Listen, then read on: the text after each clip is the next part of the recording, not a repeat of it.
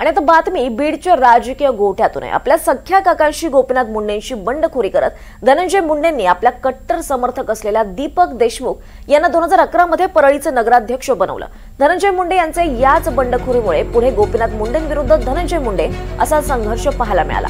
पण आता त्याच दीपक देशमुख यांनी धनंजय मुंडेंची साथ सोडण्याचा निर्णय घेतलाय। एकीकडे गोपीनाथ मुंडेंचा वारसदार कोण यावरून बीडच्या राजकारणात मुंडे बहीण भावाची चर्चा सुरू आहे, तर दुसरीकडे धनंजय मुंडेंचा कट्टर सहकारी त्यांची साथ सोडतोय।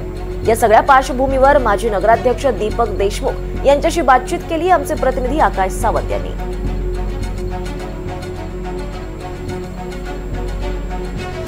सगळं काही ते अंडर ऑफ पॉवर, म्हणजे माझ्या नेतृत्वाखाली किंवा मी सांगेल तसाच निर्णय, अशा काही गोष्टी घडायच्या।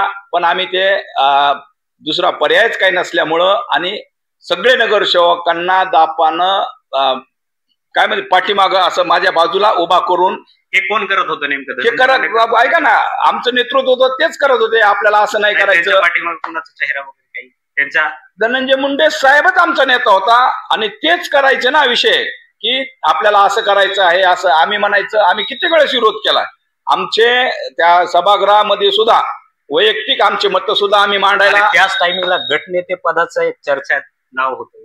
गटनेते पदाचं सुद्धा मग तेच सांगालो ना, सगळी मिली भगत असायची आणि काही गोष्टी चांगल्या घडायच्या, पण त्यातली त्यात काही गोष्टी वाईट घडायच्या, त्या अतिशय जीवाला लागायच्या, मनाला त्रास व्हायचा। मग हीच वेदना सहन न झाल्यामुळे मी 2 वेळेस तरी राजीनामा दिला होता।